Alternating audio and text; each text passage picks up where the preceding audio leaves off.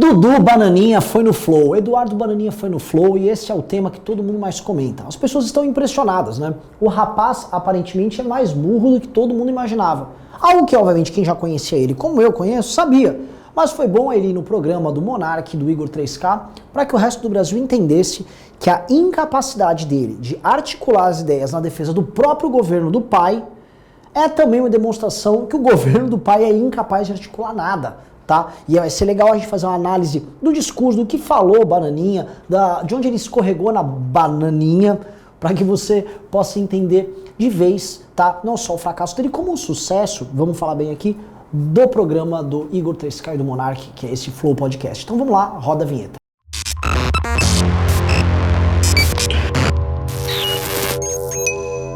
Galera, presta atenção. Estamos aqui nos últimos dias da pré-inscrição da academia do MBL. E como é que é a academia? Vai ser um instrumento onde nós vamos treinar você para você ser um líder político, um intelectual, formador de opinião, eventualmente um youtuber de política, uma pessoa que escreve e tal. Quer me formar? Vai ser um grande curso, um grande treinamento, praticamente igual ao Hogwarts. Você vai entrar em time, vocês vão competir, vai ser uma experiência que vai mudar a tua vida. É incrível e foi feito para ser incrível, tanto que a gente trouxe como professores só pessoas incríveis. Então, faça a pré-inscrição, você vai fazer um teste lá, você vai receber o teste no teu e-mail, participe disso que vai ser uma experiência muito doida e que realmente vai ser bem importante para a política brasileira. Então, estou já aguardando lá. Vamos à vaca fria, tá bom? Dudu Bolsonaro foi no Flow. Tá? O programa, eu confesso para você, não foi dos melhores flows, já assisti várias vezes, mas é bom quando tem convidados interessantes. E não estou falando isso porque o Eduardo Bolsonaro é um adversário político, porque eu não gosto do Eduardo Bolsonaro. São verdades, eu não gosto dele, ele é um adversário político, mas adversários políticos são capazes de falar coisas que são interessantes.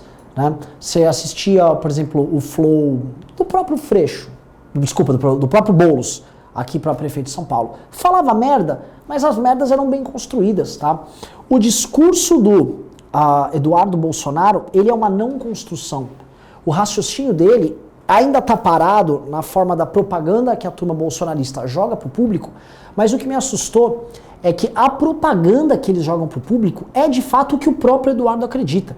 Porque num programa que durou horas e mais horas e mais horas, obviamente que ele decorou algumas coisas para falar lá, obviamente que ele veio com umas narrativas prontas para trazer. Mas conforme a conversa avançada, você percebia que ele chegou a se desarmar e aí ele falava o que acreditava, ele realmente acredita naquele besteirol que ele fala. E isso, para mim, é demonstração importante da limitação dele, que eu vou tratar depois. Mas antes eu preciso fazer um elogio ao programa do Flow, porque é o seguinte, o Monark e o Igor 3K não manjam de política. Né? O conhecimento deles é rudimentar e nem precisa. Eles são gamers e são comunicadores. E nessas duas áreas que eles são, vamos dizer, as áreas centrais deles, eles são bons demais. Agora, eles criaram um programa, que é o Flow, que é um oásis no debate democrático no Brasil. Primeiro, por dar espaço para todo mundo. E segundo, ao dar espaço para todo mundo, eles também darem espaço para que a pessoa fale. Não é aquele programa que o cara fica basicamente colocando o entrevistado contra a parede. Não, ele vai deixando o entrevistado à vontade, o entrevistado vai falando, eles dão uma cutucadinha, uma concordância aqui, uma discordância ali, mas o jogo vai seguindo, né? A pessoa fica à vontade. E às vezes isso é mais perigoso do que discordar da pessoa, porque se a pessoa ficar à vontade e começar a falar o que pensa, começa a sair as cacas. É o que aconteceu com o Dudu Bolsonaro. Qual a primeira coisa que você nota na entrevista, tá? Quando você olha os cortes do Flow, todos os recortes que saem no programa, e quando você olha, vamos dizer assim, a integridade da entrevista, que é bem longa, o que você percebe é que 80 a 90% do tempo ele tá falando do pai dele, tá?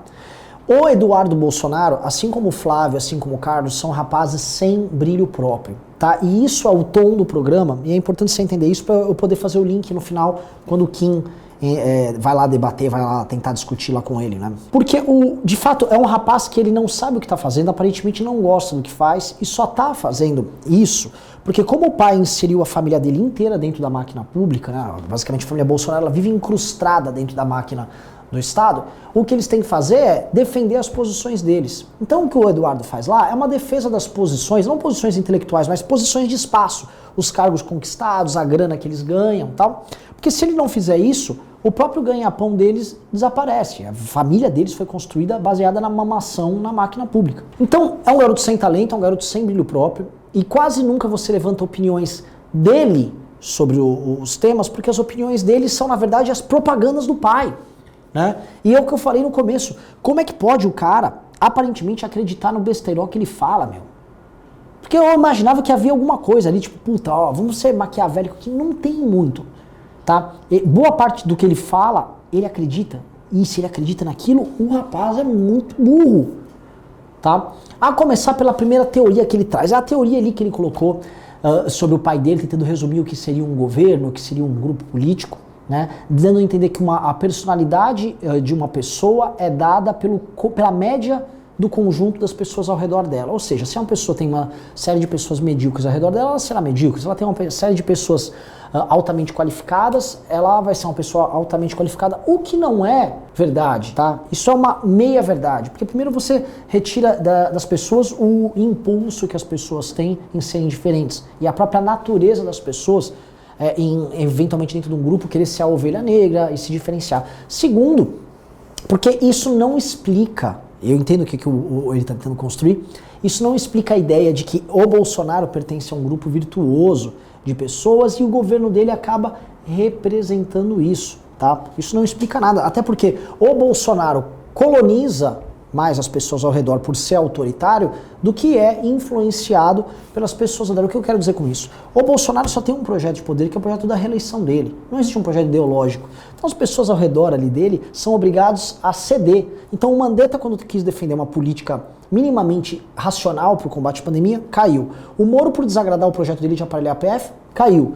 O presidente da Petrobras, por não querer fazer populismo de preço com o caminhoneiro, caiu. Provavelmente vai cair alguém da Eletrobras ou o próprio presidente do Banco do Brasil.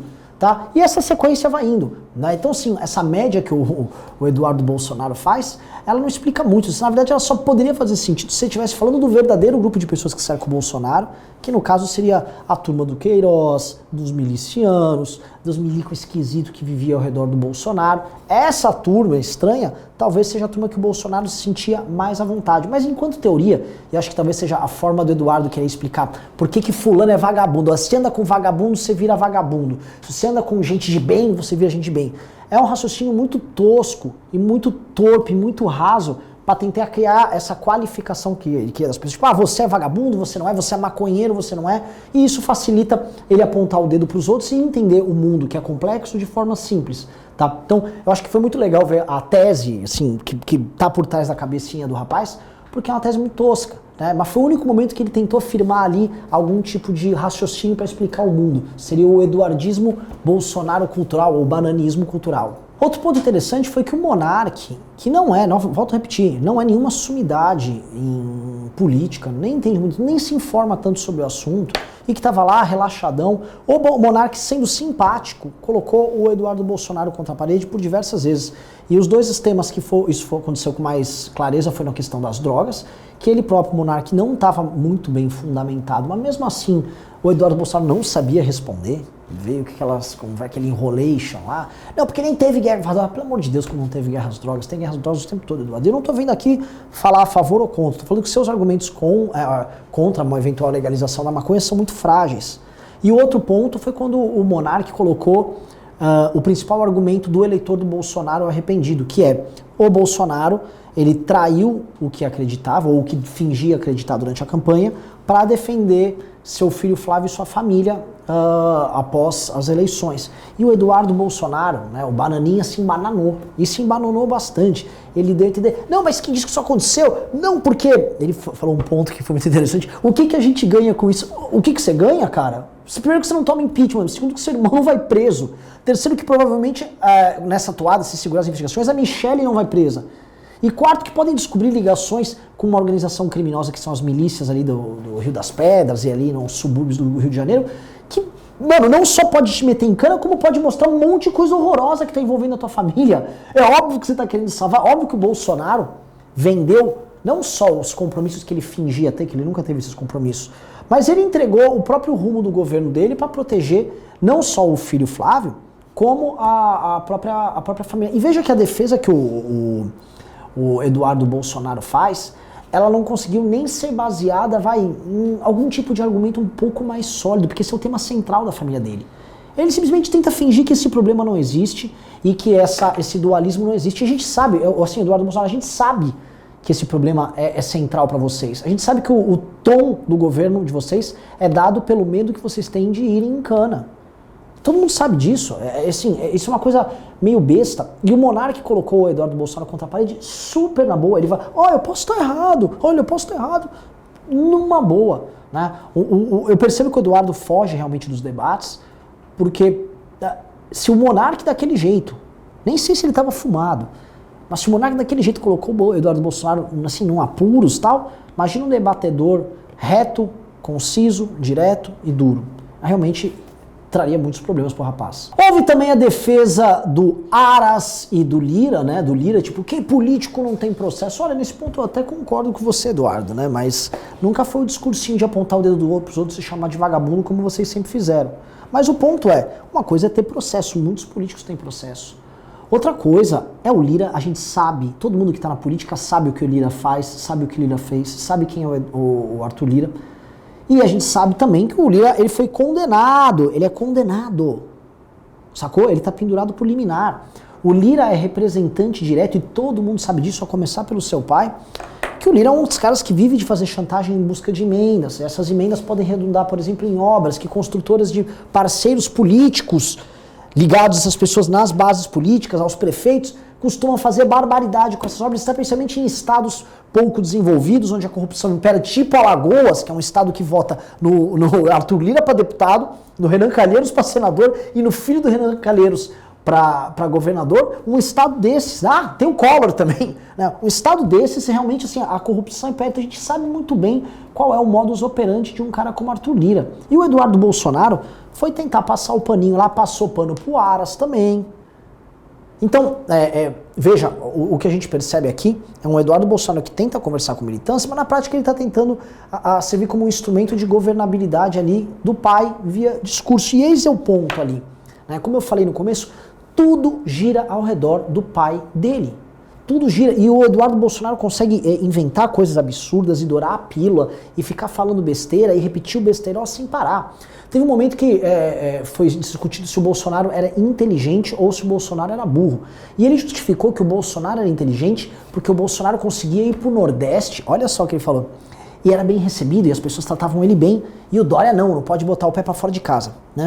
Veja só, longe de mim querer fazer qualquer defesa do governador de São Paulo, João Dória, que errou muito na questão do lockdown aqui, na pandemia, mas o Bolsonaro, ele tá imprimindo dinheiro e ele tá jogando dinheiro de helicóptero lá para as pessoas no Nordeste. E o Bolsonaro só começou a ir pro Nordeste para ser recebido nesses eventos lá com a galera abraçando ele, porque ele tá dando R$600 por pessoa, e aí você pegava um núcleo familiar de 5 pessoas, eventualmente a galera levantava R$3.000, dinheiro que eles nunca viram nessa quantidade por mês, famílias paupérrimas, essas pessoas começaram a falar, olha, o Bolsonaro é muito bom, eu gosto do Bolsonaro. E aí a popularidade dele varia para cima e para baixo com essas pessoas de acordo com o dinheiro que ele dá para essas pessoas. Igual o Lula, agora eu não vou ver o Eduardo Bolsonaro falando que o Lula é inteligente, né? Falando que o Lula é muito burro. O próprio pai dele falava que o Lula era muito burro. E ele mede a inteligência do pai de acordo com a capacidade do pai em fazer o populismo mais rasteiro que qualquer prefeito matuto, vagabundo de cidade de 5 a 10 mil habitantes faz, e vem falar que isso é sinônimo de inteligência. Né? Por quê? Porque na cabeça do Eduardo, como eu disse, que está lá única e exclusivamente para servir o propósito da família, que é de se servir do Estado, isso é ser inteligente, porque isso é fazer com que eles permaneçam no poder mamando. Né? Então a demonstração de inteligência política para o Eduardo Bolsonaro é essa.